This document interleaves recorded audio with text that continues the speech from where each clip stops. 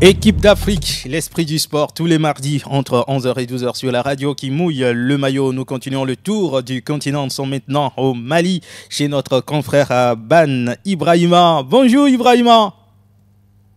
Bonjour Roméo, bonjour à tous et à toutes. J'espère que le Mali s'est bien réveillé ce matin. Oui, tout va bien. Comme on le dit en Bambara, à Ah tous les oui. auditeurs et les auditrices. J'espère que ça doit faire plaisir à la forte communauté malienne qui vit au Togo actuellement. Oui.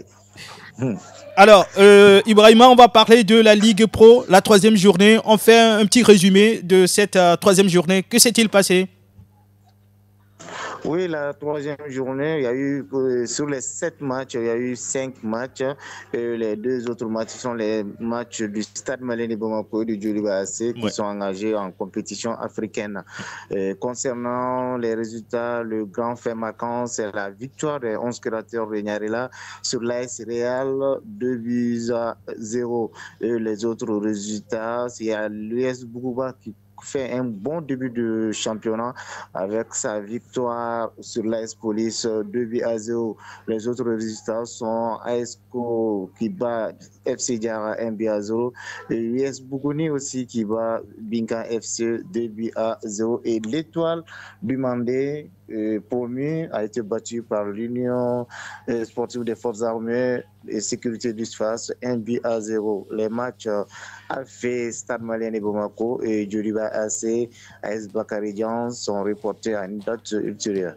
Voilà, c'est important parce que les deux clubs sont sur le continent et jouent la Ligue des Champions et la Coupe de la Confédération africaine de football. On va justement en parler. On parle de Djoliba AC qui a joué ce week-end contre Pyramides d'Égypte pour le compte de la deuxième journée dans la poule de Djoliba. Justement, score à l'arrivée, 0 but partout. Vous étiez au stade, racontez-nous ce qui s'est passé dans ce match.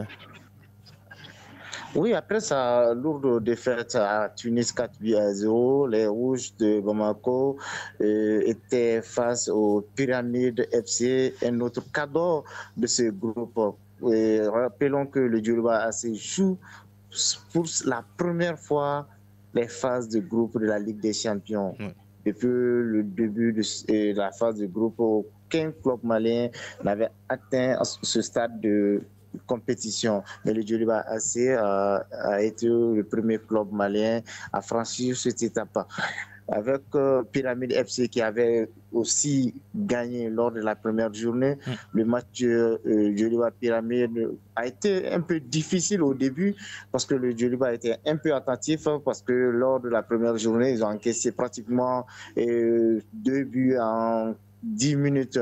Mais après le quart d'heure de jeu, les Rouges de Bamako, les jeunes équipes du Djoliba ont mené la partie. N'eût été la maladresse de ces attaquants, le Djoliba pouvait moins gagner 2 ou 3 buts d'écart. Mais le match 0-0 était aussi traînable pour l'équipe du Djoliba AC.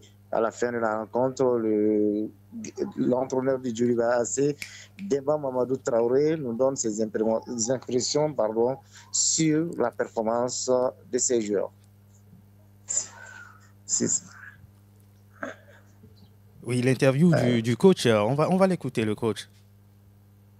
Un match un peu en 2 phases. Début d'une première mi-temps où on était un peu attentiste, tout à fait normal, ça venait quelque part de moi parce que après ce qu'on a vu sur la première rencontre à Tunis, donc on a essayé d'observer l'adversaire, de comprendre un peu qu'est-ce qu'il veut faire. Et je pense qu'à partir de 20-25 minutes, on a commencé à mettre les pieds sous le ballon.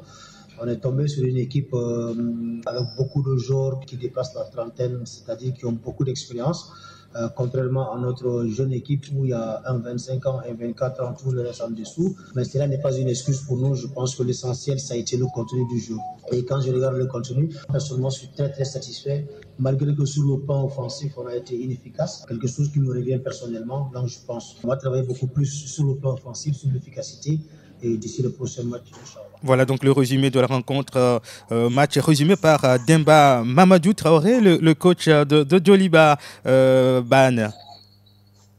Oui, l'entraîneur a souligné aussi l'infertilité offensive de cette équipe du Djoliba avec 2 matchs et 0 but marqué, même si l'équipe produit le bon jeu et se crée beaucoup d'occasions, mais malheureusement, le filet n'a pas du tout tremblé avec les attaquants du Djoliba AC. Et l'entraîneur du Djoliba est toujours confiant qu'avec le travail, dans les prochaines séances, les choses vont bouger. Toujours que nous avons, je pense qu'on a la solution. Moi, personnellement, c'est ce que je dis tout le temps. En football, il n'y a pas mieux solution que de travailler. On n'a pas été efficace, à nous de travailler pour l'être. Maintenant, les joueurs qu'on a, je pense qu'une fois qu'on arrive à créer des occasions, ça veut dire qu'on peut marquer beaucoup. Voilà, okay. C'est ça. Il est confiant que pour la prochaine fois, son équipe va faire mieux parce que la tech, pour l'instant, ne répond pas.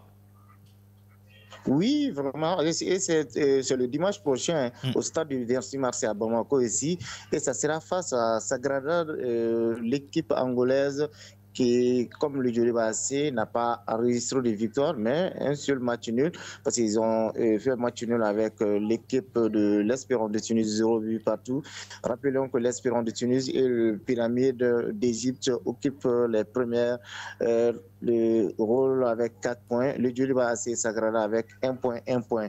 Je pense que le match Djoliba AC Sagrada d'Angola, demain, le dimanche prochain, au stade du 26 mars, sera très, très décisif pour les Rouges de Bamako pour envisager prendre l'un des 2 places pour la qualification. Exactement. Alors, on va aborder la Coupe de la Confédération africaine de football avec le stade malien qui a certes bien démarré cette compétition.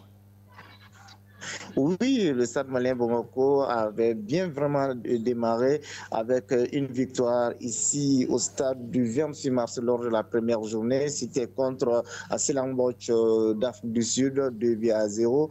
Les Blancs de Bamako était face au club angolais de Luanda après avoir ouvert le score par Isiaka Diaby. 10 minutes après, le stade malien de Bamako a vu son but égalisé sur un coup franc. Mais on peut dire avec ce match nul à l'extérieur, le stade malien de Bamako, on peut dire ça va pour le début de cette compétition. Rappelez que le stade malien Bamako occupe la 2e place avec 4 points. Et la première place est occupée par Berkane, ça c'est sans surprise. Ouais. Ça c'est l'équipe favorite de cette poule. Ouais. La deuxième place va se jouer entre les 3 équipes Stade Malien de Bamako, CD Luanda et Selenbok d'Afrique du Sud. Mais on peut dire que Selenbok est vraiment mal embarqué avec 2 matchs, 2 victoires. Le Stade Malien de Bamako avec un match à domicile et un match à l'extérieur. Et le Stade Malien va continuer du côté d'Angola, direction au Maroc, où le dimanche prochain, le Stade Malien sera face au Berkane à 19h temps universel. Et ce match, espérons que les Blancs de Bamako pourront revenir à Bamako avec 1 point ou plus. Merci beaucoup Ibrahima d'être passé dans l'émission de ce mardi. On vous souhaite une agréable journée. J'espère que la communauté malienne qui nous écoute à travers le monde est très contente d'avoir les informations de Djoliba et du stade malien. À très bientôt Ibrahima. Merci beaucoup. Je suis vraiment content. Et ça, c'est des initiatives vraiment à saluer. Et ça fait partie aussi du développement du football africain. Si nous sommes collés aux informations européennes et si on pouvait faire ça aussi du côté africain, ça, c'est une bonne initiative. Je salue tous les personnels du sport FM là-bas. Merci beaucoup Ibrahima, merci d'avoir accepté également le projet de marcher ensemble pour tirer vers le haut le sport africain, surtout le football du continent.